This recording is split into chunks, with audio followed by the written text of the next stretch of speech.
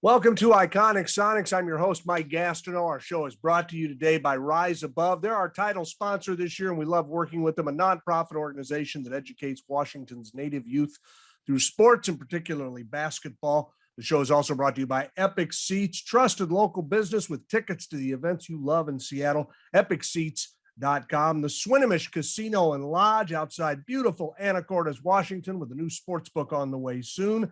And Dick's Drive-In Restaurants, great burgers, real Washington potatoes, hand-dipped shakes, and 8 great Seattle locations. Our guest today is one of my all-time favorite players, one of the most thoughtful guys I've ever met, and he's hanging his hat in Dallas these days, but he won't get too far from the 206, as you can see over his shoulder there, because if he ever forgets that he spent some great years up here, he's got a beautiful framed picture of the Pike Place Market. Sam Perkins, great to see you, and thanks for doing the show. How are you, man? Good. Thanks for having me. In the kind words. It's been good. It's been doing things I normally do, being a dad and hanging out still with the NBA.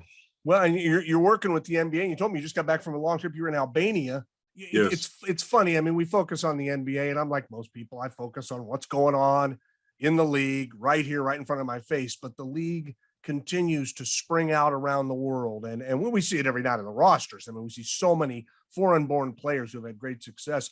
And you're working with the league to just help bring basketball to really every part of the world, right?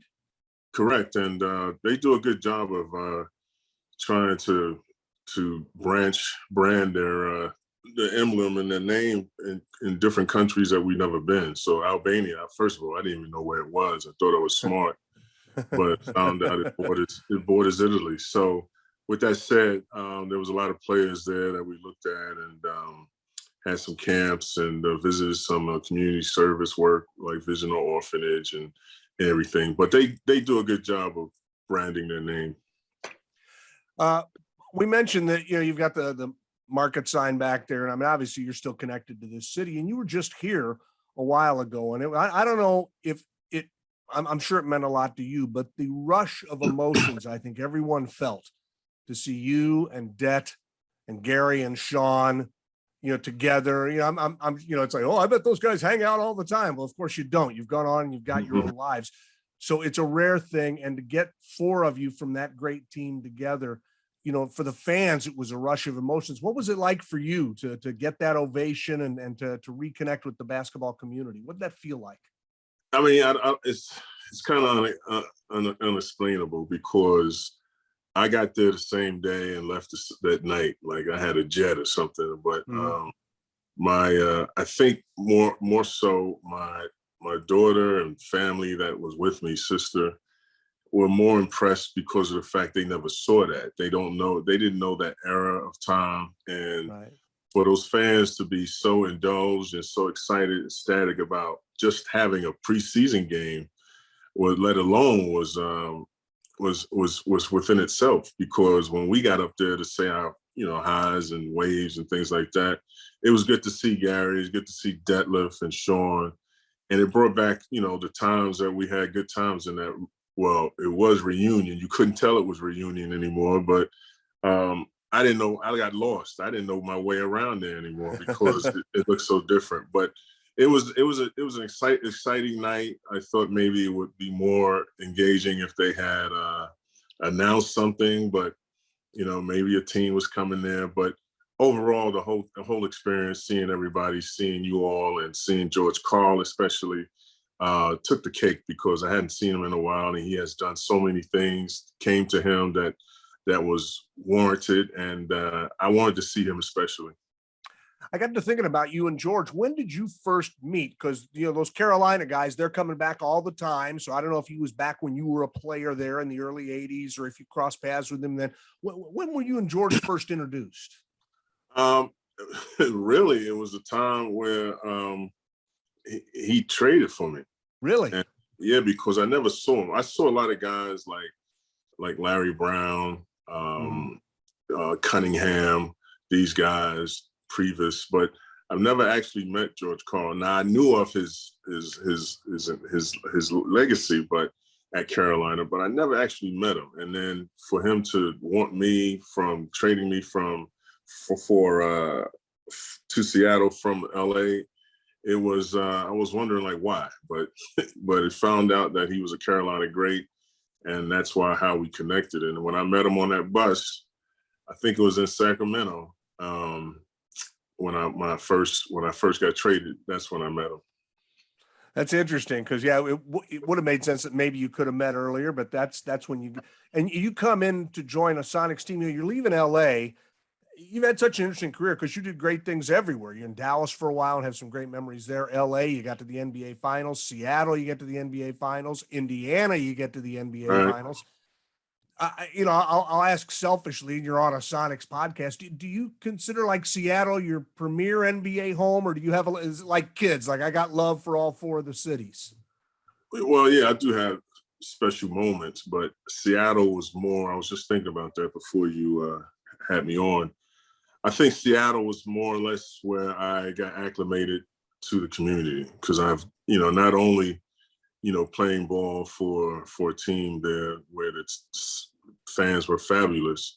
I got also acclimated in the city and actually did what I had set out to do, is try and enjoy music and produce music, bring some events there and things of that nature. And along the lines, took some friends along and made it special. And so, it always rained there, they always say, but I ducked and dodged the rain and didn't mind it. But the rain was good because it brought a lot of chemistry to us, and we had a cohesive team, and we had nothing else to do to take our minds, off basketball. So, and that's why I started reading. So it helped a great deal because of the weather. So we had some pluses up there. That's interesting. I've had musicians up here that have told me that they think so much music came out of Seattle because of the rain, because they're in it. What are you going to do? You just sit down in your basement or in your garage and you play music and you fool around and you record stuff. Same thing. That right. It's an odd way of looking at rain, but that it forces you to maybe do something, either that or just sit and watch it rain. And who wants to do that? Yeah, it did. And so when I got there, I lived in a hotel for a minute, and then I found a place. But as you were mentioning, like musicians and other people of other genres, they do things besides. And I found time. I was running in LA. I tell you the truth, I couldn't sit down. But when I got to Seattle, I sat down and started thinking about a lot of good things. You had an interesting perspective, I'm assuming, because you got to LA and it's right at the end of Showtime. Kareem is gone. Magic's still there. A lot. Worthy's still there. A lot of great players. You guys get to the finals the first time the Bulls win. So a very good team. And then they're on the slide a little bit. Now you get to Seattle. It's a different thing. It's not the end of anything. I could tell at least by 92, 93, things were beginning. Could you feel that when you came in here that like, hey, this team is on the rise and is going to be good for a while? Well, I played against them in LA, and I thought they were a real complete team. They had everything. So when I first came to the team, I was wondering, like, why do you want me? Because they had so many people: Ricky Pierce, Dana Barrows, Derek McKee, Gary, Michael Cage. Yeah. So I'm like, why? Where am I fit? But Coach, the way Coach played the team, he played outside in. He never really had a post player, and with the things that I was doing, he just told me to start working on threes and making sure that you do your job and take care of the middle, blah blah blah. But the thing is about it is that he helped my career go even further because of the fact the way they played and the team chemistry. So when I got up there, I mean, it was like a team that I settled in real quick, just as if I was there already. But we had some good times up there, good wins, some bad losses. But the thing is that George Karl was the conduit to the whole scheme of things. And I just got acclimated after the first year and just never looked back. You watch the game today, and it is not unusual at all to see a big guy launching a three. And I'm not kidding you, Sam. I see a big guy launch a three, and somewhere in my mind, I think that's Sam Perkins. I mean, I don't know if you were the first guy to do it, but it was different. And I really give George credit for seeing what your game was and saying, we are going to get this guy, and he's going to be impossible to defend. Because if they tried to put a big guy on you, you could get around him. If they put a little guy on you, you could go down low. Was it Was there any hesitancy on your part? Like, all right, I'm going to shoot more from out here. I mean, most guys want to shoot anyway, but you know what I mean? This was a different thing in 1993. No, I think what I tried to do everywhere I went was try to be a difference, try to be consistent more than anything. And so with LA, I was only there for 3.5 years or so, but I tried to be a difference there, a difference maker, and we had some good results. And then we had the bad news with Magic.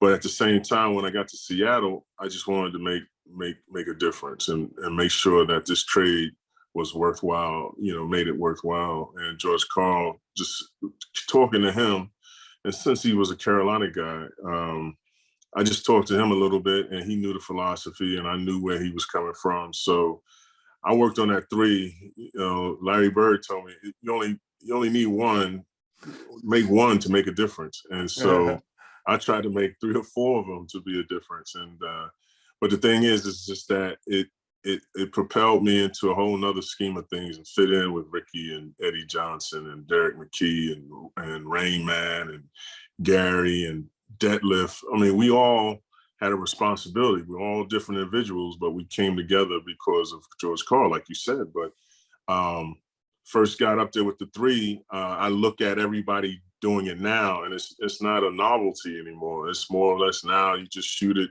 and you go up there and throw your 3 hands up like this, and that's it. Ours is with strategy, so more or less it's pretty much the same. I got a clip of I think you took 13 threes one night against Golden State, and I'm like, that's like the first quarter for guys now. It's nothing. Do you think that by embracing this and George bringing it up, and you said I'm gonna be more of a perimeter guy, more of a 3 guy, did that lengthen your career in the NBA? Do you think?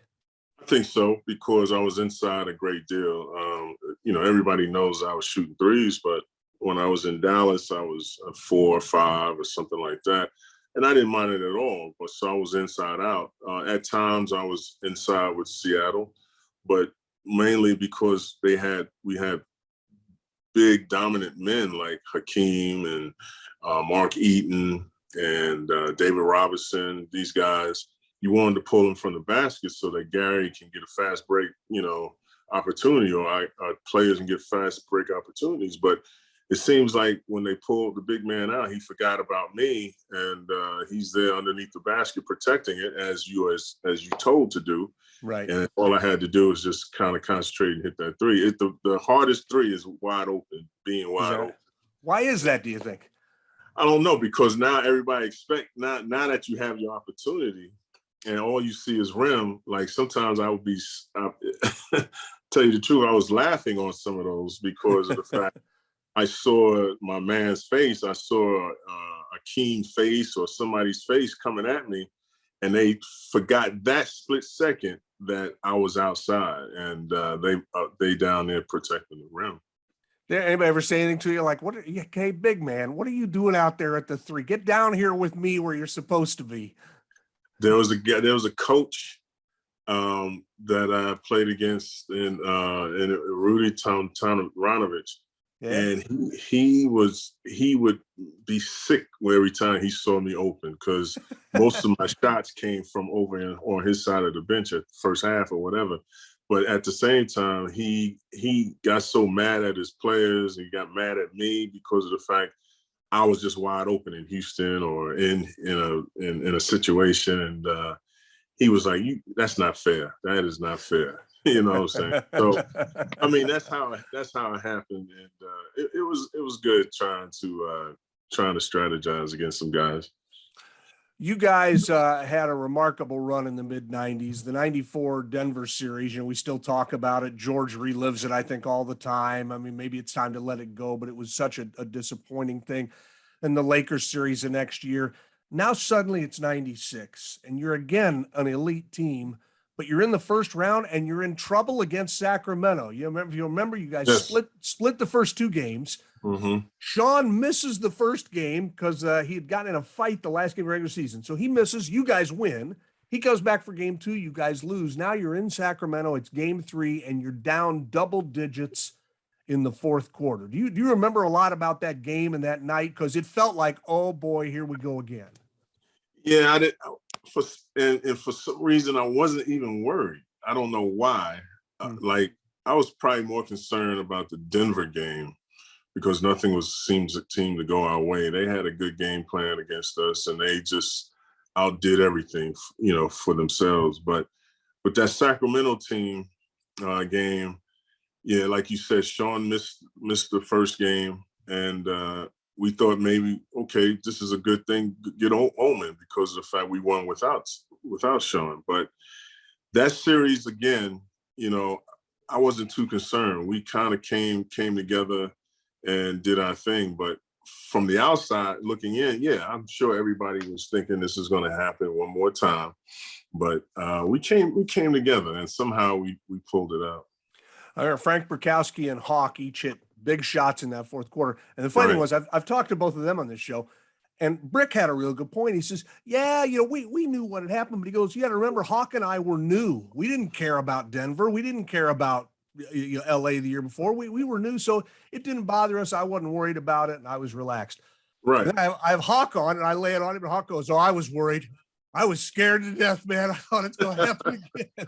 So everybody obviously brings a different set of emotions and thoughts to it. But winning that series, it felt like a champagne cork coming out of a bottle, because then Yes. you leveled Rudy Tomjanovich in Houston 4 straight. And then you play in that epic series against Utah. But it felt like the Sacramento series just kind of, it opened the floodgates for how great this team was. And there suddenly was no pressure anymore. It was more just, you guys are getting it done. Yeah, it was. I mean, and to Hershey's point, I mean, I'm sure it had some similarities in the games, the series we lost to Denver, but I'm telling you, for me, I wasn't really concerned. I thought really we down double digits, as you mentioned, but I really felt that we were gonna overcome that because we had such a big disappointment in the Denver series, and then coming through that Western Conference, I thought this is a year that we would prevail and try, and we learned our lessons. So we had to tighten up, and I don't think we took for granted Denver, but Denver just was so hyped against us that we thought we were going to win that series easily. Yeah, and there's so much about that series, the long stay in Denver, and you guys came back. There was, Ricky and Gary getting the argument. There was just a whole lot of weird things, just bad timing stuff that happened. And I think everybody involved would like to have a do-over with that. If only you could have do-overs in pro sports, huh? Yeah, we could have, we should have, we would have. Yeah. So, hey, you touched on this earlier, but as you guys are going to the finals in '96, you're in, Key Arena is brand new. Seattle is buzzing, music's happening, computers, coffee, beer, everything's happening out of this city. And you touched a little, what was it like? Like, what's the coolest thing that happened to you? I know you did a couple of different day-long music festivals. You had a show on Cube. There was just so much happening, and the Sonics were at the center of it all. They were the hot sports team, and the Mariners finally got going. But what was some cool things that maybe happened to you, either because of basketball or even outside of basketball? Well, every time I go to Seattle, everybody mentions that particular year. I mean, because that was a ticket that everybody went to. Now, as a player, I didn't know that was the feeling, that everybody had. I mean, the bars was full. Queen Anne was popping. Pagliacci's, everybody needed a pizza slice or something like that, and I mean, everything was just on flight. But the thing is that even still now, some people, because of the NBA took away at the team, it seems like it makes that era or that time even more precious because of the fact that we just did so many good things for the city, and it was a buzz, and that place was packed. It wasn't like an arena type where it is like it is now, like the climate. But at the same time, they got in there, and you had people in there that I guess they weren't movie stars or Hollywood, but they were Seattleites that were very influential. And so, with all that said, I think it made us even have more gratuity within the community, like putting on shows, having music, having a personality on in another way, access on Cube 93, playing music, just going places and making it, you know, like special. And so with that said, I had a great time. I mean, it just promoted so much positivity from players for a change, instead of having something, you know, deterrent, you know, come to somebody's personality. And so with that said, we all took care of our business. Detlef, I love Detlef. I love Sean and Gary, Cage. We all had a different perspective and brought that perspective to the court. And Hershey, I mean, throughout the line, going through each team, we all had good players and good people. So it made it even more special. I always thought, and I tend to lump Sean in with Gary and George, and Sean wasn't quite as emotional, and you know, George and Gary could just get way out there on the emotional scale, which was good. It's why they were great. And meanwhile, you had over here you and Det and Nate. You guys were kind of the yin to the yang, and say, look. And I'm wondering how often that either came up or you discussed it. Like, all right, you know, Sam, you know, you were called Big Smooth for a reason. I mean, you were a big smooth guy. Everything's fine, guys. Calm down. And how often or did you like have to go with Gary and say you got to rein it in, because that was part of his game. But he and George also, they could get to where they were almost being destructive to each other. Yeah, that always came up with Gary and George Karl. I couldn't understand why they were going at it, but I understand, you know, looking back on it, I do understand why George Karl was so pensive on Gary, because of the fact he needed Gary to be at the games. He needed Gary to lead, because he was our leader. And there was so much responsibility on a guard such as he.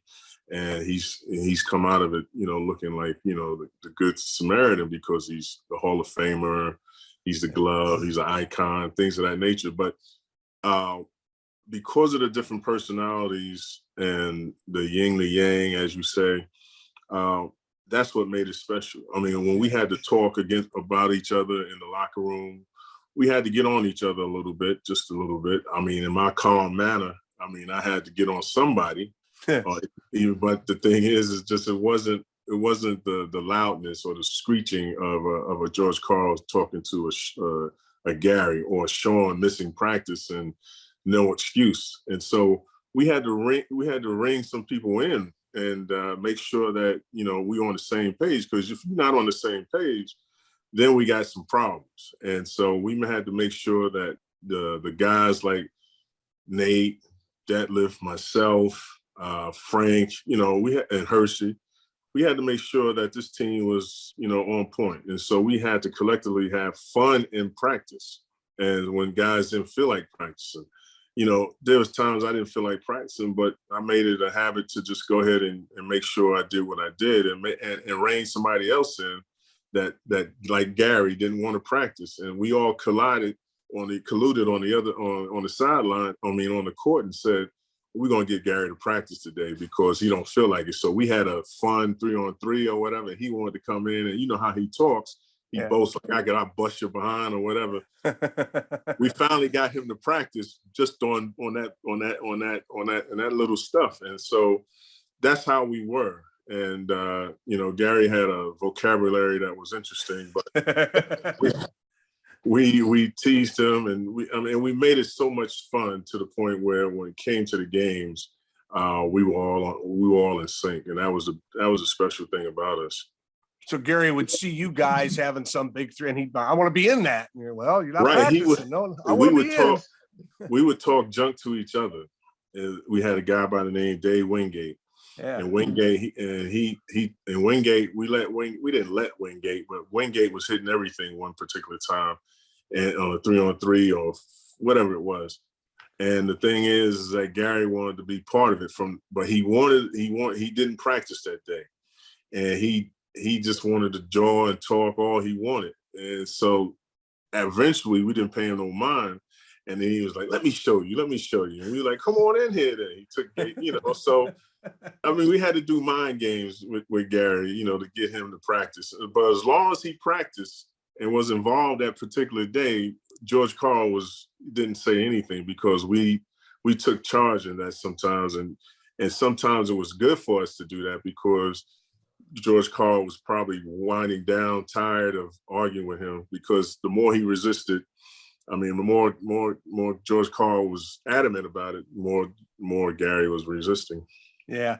Sean Kemp told a great story back when we did a show at Dick's Drive-In Restaurant in Queen Anne. Sean said there was one time where Gary and George had really gotten into it, and they'd been separated. They'd gone off into separate corners, and Nate, I think, is with George, and Sean is with Gary. And not knowing each other, they both said the same thing. Nate says to George, "You know why you and Gary don't get along? It's because you're exactly alike. You're the same exact guy." And George, exactly. like, "Oh, bullshit, that's not true." And exactly. And Sean is saying to Gary, "You don't get along with George because you're the same guy." And Gary's like, "No, I'm not." So like George is like, he wants to trade Gary. Like, nobody's trading anybody. Calm down. But they really were. I mean, Gary was an extension of George. And that is so true now, looking at that.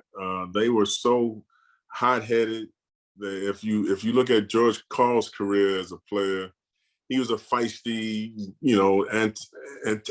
antagonistic player who was always in trouble, always making trouble. And Gary is the same way in his own way. Modern day, was always doing something to talking back or doing something resisting. I don't feel like playing. It was like, F you then. I'm like, and George Karl just said F you too, Yeah, right. So they were similar in so many ways that after a while they kind of calmed down and realized, like, let's do a do-over. And probably one of the best relationships in the NBA. Sonics legend Sam Perkins, kind enough to join us today on Iconic Sonics. Part 2 is coming up.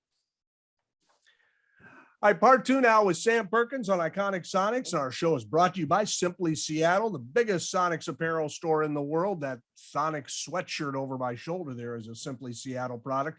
You can get 15% off your order with the code ICONIC15 at simplyseattle.com.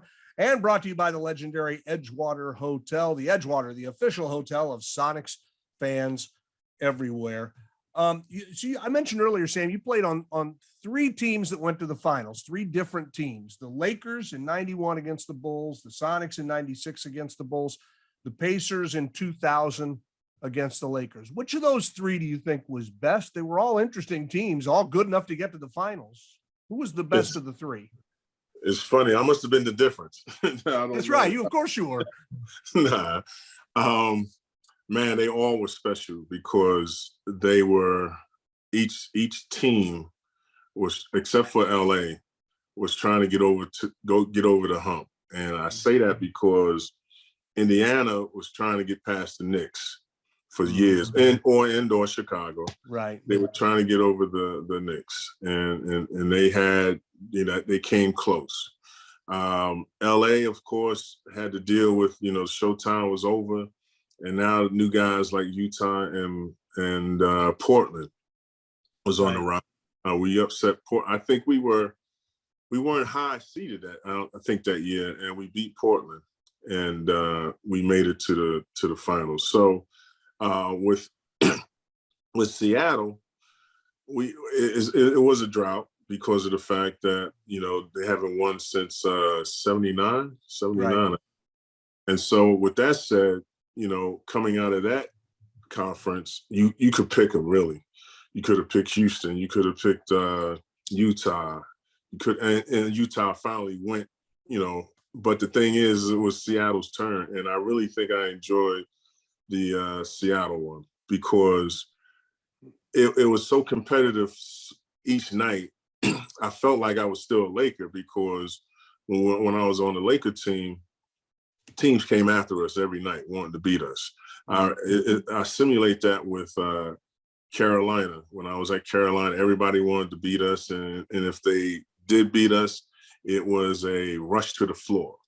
And I felt that way with Seattle because we had so many adversities with John Stockton and a Karl Malone, or Akeem and Charles Barkley, or the San Antonio Spurs, or David Robinson and Park. I mean, it was just a long list of people that wanted to beat us because we were so good. And as you can see, when Denver beat us, it was like joy to the world, Christmas for them. But I really enjoyed my time with Seattle because it was special with a lot of guys, and you felt part of the team, and you did whatever I could to make it special with these guys. There was not one guy I did not argue with or didn't like. From Steve Scheffler all the way to McAvey. Steve was he was the team favorite. But it was one of those teams where I got along. I could hang out with anybody on that team and not worry about, being awkward because of the fact that we were that close. You had interesting Mike Dunleavy's the coach in LA when you get to the finals. Then George is here, and then Larry Bird in Indiana is your coach when you get to the finals. And you played for Isaiah the next year. Isaiah Thomas comes in and replaces Bird. That's an interesting change here. What was Bird like as a coach? I don't think he ever enjoyed it. He talked about, it was tough for him to sit on the bench, and yet the Pacers had some great teams under him. What was he like to play for? Man, he was great. I mean, he made us practice. He made us practice like he was in Boston. I remember him telling me one time, or remembering how he practiced in Boston. Like he was always the first one there, didn't want to leave. But at the same time, he made that team practice. And he says, you got to practice if you want to beat everybody. He also told me that when I was playing as a rookie, the only game he was concerned about was the Lakers. Everything else was a warm-up, was a scrimmage to him. So he played the Lakers that weekend, the game after us, and he was like, "Man, I didn't worry about you all because y'all were just a warm up to the game that I was about to be ready for. That was magic." And I was like, "Man, he just cut me. Let's just like that." But that's how he practiced, and so he was an avid fan of practicing, and so Rick Carlisle was the guys with the numbers and everything, but Larry Bird stood there. Was his presence was probably like just for us to be really straight and forward, straight and narrow, and always look towards the games because of the fact that that's all he wanted to do was compete. And if he couldn't compete himself, he wanted to compete through us. And every time he told me, like I just mentioned before, he said, all you got to do is make one to be the difference.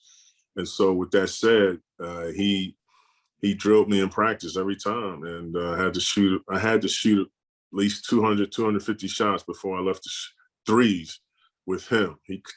Was down there with the big men. Next thing you know, he says, "Come down here." And next thing you know, I was like, "Oh my God." But that's the kind of guy he was. That's the guy. I liked him a lot. I still keep in touch with him. You mentioned earlier, I'll go back to your Laker days, 91, you guys go to the finals, then the fall of 91, the next season, you're getting ready to get rolling. I don't know, I think the season had started, maybe, or it was just getting ready to start. And the world was shocked. You mentioned it earlier. It was stunned. Irvin Johnson, Magic Johnson, steps up and says, "I have the HIV virus, and I'm going to have to step away from basketball." And all of us, I mean, I remember it real clear because I was just starting my career as a talk show host, and that day was interesting. You had people calling the show, educating me. A lot of us didn't know much about what we were talking about. And I'd never heard this phrase before on the radio. Certainly, I had guys call me saying, "Mike, I'm gay. I've got HIV. This isn't a death sentence anymore. The doctors have made some advancements." We were all trying to figure out what was going to happen. What was it like from inside? What was it like as a teammate? And I'm assuming you loved playing with Magic. And I mean, everybody liked Irvin, likes Irvin, I should say. What was that like to go through from your perspective? Well, I'm going to try to set it up and be as short as possible, but we were practicing at Loyola Marymount, and we getting ready I don't think we had a game or anything like that, but we just finished practice. Mike Dunleavy called us in, and before we went out to get our shots up, he told us to come in real quick. And he says, "Just drop everything. We got something to express later on, but be at the forum at 1:15 or whatever it was, 3:00. And he says, "Just go straight home. Don't do anything else, but go straight home." So, okay. So we leave practice, and not knowing what was going on. We get to the arena and we sit in the locker room for almost like 45, 50, almost an hour before anybody jumps off. Finally, Mike Dunleavy comes in and he says, well, probably some of you know, maybe not, but he told us that Magic acquired the HIV. We were like, what? I mean, the thoughts are running through your head like crazy because of the fact, like, we didn't know any much about it, and it was harder to get it from one gender to then another. And then Magic comes in, and then the press conference comes, and he tells the world, and I think you probably saw that, and Sure. he said he had to retire. So, but before then, real quick, before we came from Utah, he wasn't on that trip. For some reason, he wasn't on that trip, and we came. I think we lost to Utah, and then we came back and practiced, and then that's when everybody was told to go home. So it was strange because, and I tell you, I don't know if it's a coincidence or not, but some of the other guys and myself were, after we went home, we didn't eat anything, and because of the long afternoon, we decided to go to TGI Fridays. Mm-hmm. And I remember driving with the top down. When that news came over and when we were left there, LA turned black. It was like from almost summer, spring to back to winter, because the whole night went pitch black. And it got so dark because of a rainstorm coming. And so we thought that was a sign. We was like, man, maybe this is a sign or something. I was like, I don't know. But we started talking about it, and we didn't know that there was a litany of players that didn't want to play against them after that and things of that nature. And all of a sudden, we had to get educated. So the NBA volunteered some of us to go to Johns Hopkins and to learn about the virus. And I was one of the participants for the Lakers and understood a little bit more. But it was so strange because no one ever thought a player of that caliber, even if it was somebody lesser than him, or a bench role, a role player, would they gave him the same, attention. But be as it may, it was him, and our mouths just dropped, and the team took a turn for the worse.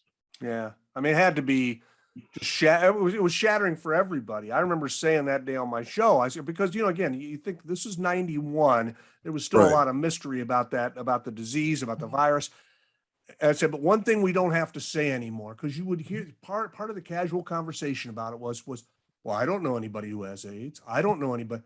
And I said, after today, everybody knows somebody who has AIDS, because everybody knew Magic. I say he was one of these guys. Even if you didn't like him, even if you were in that rivalry, you were more of a Bird guy than a Magic guy. You loved Magic's game. I mean, we all knew it. And the fact that here it is all these years later, and he's still with us, and the doctors and the researchers who were, that thing was so scary.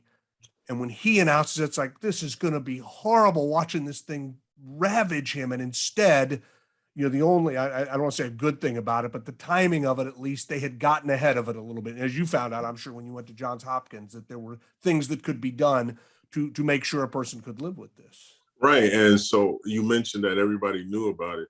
So the only way we thought that it could have been, transpired was to get it from drug related. Mm-hmm. Everybody was like, well, this man doesn't do drugs or sharing needles or doing things like that. So it was more depth information that we needed to hear. And that's why John Hopkins stepped up. And then all of a sudden we thought it'd be because of a cut, saliva. I mean, the craziness, all the crazy things that were going around, the conspiracies that were going on, we just didn't know. And so we had to educate ourselves, and then it turned out to be something that some players accepted. He played in the All-Star game, as you know. Right. And, he was I believe he was the MVP. Yeah. Things of that nature. So, I mean, good for him, but everybody at the same time was looking at, well, what about me? I have AIDS. I got a 10-year window and I'm dying like tomorrow. And so they thought he may had special medicines, over in Africa, wherever, overseas. So, I mean, it was a good and bad type thing because people were dying and they wanted the same medicines that Magic was taking. Right. And it's amazing. Magic is still with us and healthy and vibrant. And, again, Right. it's like any disease. It's unfair. There's cruelty to anything like that. But Right. that was a stunning day. You mentioned that you've stayed in touch with Larry Bird a little bit with Magic. Do you talk to him much?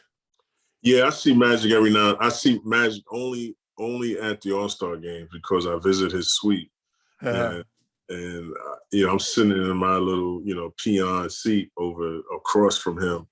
And, so I go in his suite to sneak a peek and stuff like that, say hello to him and his wife and friends. And but Larry Bird, I call every now and then. I called him about the time where Florida had just had that little hurricane that blew everybody's house down. The wolf came and blew everybody's house down. And he lives in that area somewhere in Florida. And so I just wanted to make sure he was okay. And he was like, thanks for calling. But I talked to him because he hired me in Indiana. So with that, I'm grateful that he did, because I did inquire about business side and sat in his office a great deal because my office was not right across from him. So I went in there and I knew he wasn't doing anything. So after I got through the cloud of smoke of cigarettes, I finally took off my gas mask and had a conversation with him. We talked about basketball and business stuff like that. And then the other guy, you played with a lot of great guys, but I mean, you played with a guy who got drafted right ahead of you in that legendary '84 NBA draft, which is, Hakeem is number one, Sam Bowie, and, the Blazers get a bad rap, but if Sam had stayed healthy, he was going to be a good player. Yeah. Some guy named Jordan goes third, and then Big Smooth goes fourth. Did you and Michael, do you have a relationship with him? Do you stay in touch with him? Yeah, I do. And I saw him last time I saw him was at the Legends brunch, and he came to it. And I had the NBA ask for my assistance to try to get him there because he's such an icon. You see the bottom of his planes all the time, but you actually never see him when he's in the air. He's on a golf course, and I'm not a golfer, to tell you the truth, but as he is. But the thing is, they wanted his presence there because of the fact that he was going to be the next, I think he was going to be the next GM of hosting a All-Star game. Right. So with that said, I tried to call him, and he would never answer his phone. I'm like, I can't believe this man is not answering his phone. But, I guess I have to be on that same plateau to reach the real number. And figured it out. But he finally came, and he was like, you better thank your man Sam Perkins over there because of the fact he kept bugging me. I said, so this man actually did get my messages and stuff like that. So with that said, yeah, we talk, we see each other maybe at Carolina, maybe a few times, but being that he's in the NBA, still affiliated with the team, and I'm on the consultant side, we just see people that we know, like a Buzz Peterson. I don't know if you know him. Yeah. But he works for Charlotte as well. So I talked to Buzz a great deal, as I mentioned, to say hello. That '82 team, I mean, it's amazing the amount of talent that was on that team, and you win the national championship, the first one for Dean Smith. He'd go on to win others, but I mean, Dean had that thing on him at that time. Like, well, he can't win the championship. And then the year before, you guys had lost to Indiana, your freshman year, I think. Yeah. What was it? All these years later, to win an NCAA championship, it's got to be the greatest feeling in the world. And then when you think, hey, we were the first guys to get it done for Dean, for Coach Smith, that must be a great memory for all. Man, I mean, just the way things are, you just can't believe it. Some people say it's meant to be, but we were just very fortunate in that game because Georgetown was a good game. Matter of fact, that Final Four was one of the best Final Fours compiled up with teams, Houston and us, Louisville, and so with all that in Georgetown. So with that said, there was a lot going into that tournament because, as you mentioned, Monkey was on his back. And is he the greatest ever with so much talent he has Mike Corrin to Bob McAdoo, to Willie Davis, Kupchak. I mean, he had a slew of people. And Al Wood, and we lost. I wish we would have won it for Al Wood in '81, but Indiana just kind of came out in the second half, and I'm gonna blame it on Reagan because I'm gonna have to put some stuff on Reagan. I don't know. He might have been an Indiana fan at the time, but overall in '82, it was a challenge to get back, and just like the Denvers and the Sacramento, we had to play James Madison or somebody, and we found ourselves, in a nutcracker. So, but it was good. It was good to come out of that '82 championship because it was my first. It was coach's first, and I was so happy for my senior Jimmy Black, and because he's the one who led our team, and there were so many things he had to go against as far as negative press and things that he couldn't shoot and things of that nature, that he had to overcome a lot. And so with him and Dean Smith and Coach Guttridge and Eddie Fogler, these guys made it. And we made it and it was probably one of the best series of a game that I ever been involved in at my young tenure at the time, because of the fact that it was against it was against Georgetown, it was against Pat Ewing, it was John Thompson, and don't forget we had Akeem Olajuwon in that Final Four, but he was raw. He wasn't a shake. He wasn't a shake yet, dream yet, but he was Akeem Olajuwon for sure. But the thing is just that college was different, and you experienced 4 years of growing up, and you grew up, and I mean, it makes you grow, regardless of whether you won or lost. And I say that because Fred Brown, who turned it over, he had to grow up. He had to get hit a whole lot before they came back and won it. So things turn around if you stay with it, and so college makes you grow up a great deal real quick. I'll mention that in '81, I think you notice I was a junior at Indiana, and President Reagan was shot the afternoon of the championship game. Fortunately, was not mortally wounded.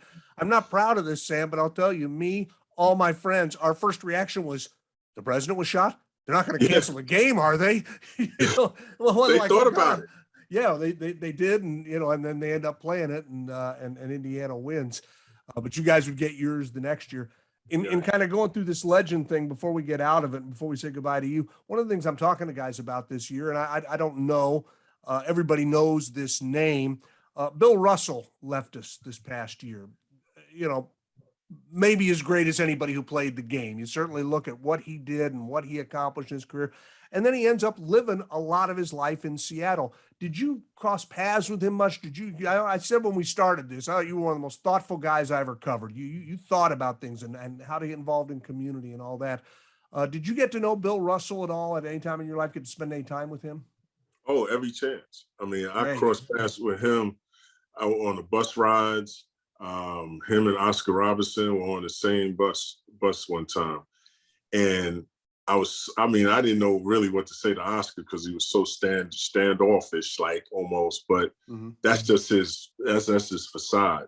But Bill Russell was, on the other hand, a whole nother personality. So I remember this the first time he said, "What's up, Purvis?"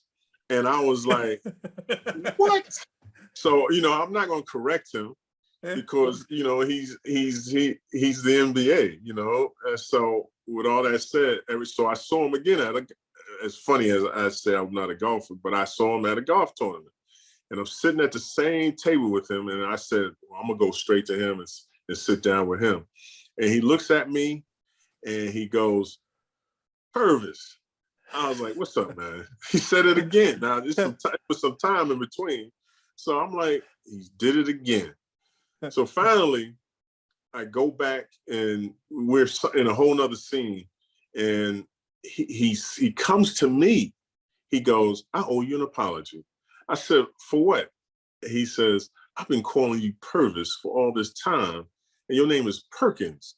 And I said, "Man, don't even worry about it, man." So that's how we started. So every time I should have called him something else like Chamberlain or Wilt. He probably would get mad at me, you know what I mean? So, but yes, I got to know him a lot because we were together at sometimes and on the same trips or community borders or something like that, basketball without borders, and I got to know him a great deal. And I've never seen him in Seattle, but I always saw him in a whole different city or another state of mind as far as on different events in the NBA. But I enjoyed his company every time because he was funny, always telling jokes.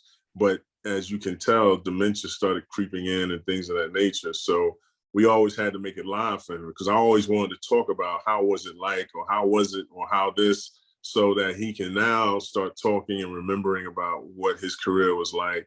And every time I saw him, I tried to get something out of him just because, you know, who was his hardest competitor? He would always say Wilt was, how was coaching and being a player at the same time. So I always was trying to be thoughtful about his career and trying to get to know these guys. But for Oscar, I couldn't ask him anything because Really? It's just he wouldn't answer. You know what I mean? He was like, "Man, why do you know who I am? You know, why are you talking to me?" And I introduced myself. I said, "I'm Sam Perkins. I know who you are." I mean, I'm like, "Okay, cool. Calm down. Calm down." I'm not asking for any money, or anything. I'm like introducing myself. So, I mean, it was good because I interact with a lot of guys, a lot of legends, and now that I'm on the RPA side, I get to see Archie Clark and guys like that. So I can, you know, have a conversation with them. You should have told Oscar that you were Purvis Ellison. See where that. I'm gonna have a hard time not calling you Purvis the next time I see you. I got to be honest about this. I swear. I mean, it was the funniest thing because I would never say nothing. They said, "Why don't you correct him?" I said, "Do I look like I'm somebody who's supposed to correct this guy? Come on, man. He can call me anything he wants, you know." Well, before we let you go, we touched on a little bit early on, and you know we're very hopeful up here that things are moving towards the team coming back. There's an arena now that's certainly NBA ready. You saw that the other time, a month ago when you were in town. Great crowd for that game. The fan base is here. It feels like politically things are moving in the right direction. What would it mean to you? How big a gap is it for you not to have a team up here, and what would it mean to get one? Well, when they talked about when I'm always in meetings with, or Adam Silver has his presence, he's always talking about two teams. You know, you don't want to expand with just one. So when they were talking about expansion, they were talking about, well, first they were talking about moving teams, Memphis or somebody like that. But now they went to the expansion. They said Vegas or Seattle. So that night, I wish it was on a Friday though, but that night in Seattle, you know, if he was there, he should have saw that the need of a team there because you would have a fan base that is ready to go. I mean, maybe he's teasing it so that he can see what the logistics would be. But I think really that the fan base and the new arena, they've proven themselves like this is what we got. This is the product. Like it's almost like we had to prove ourselves to see if we really wanted one. And so we got a team here. We got an exhibition game here.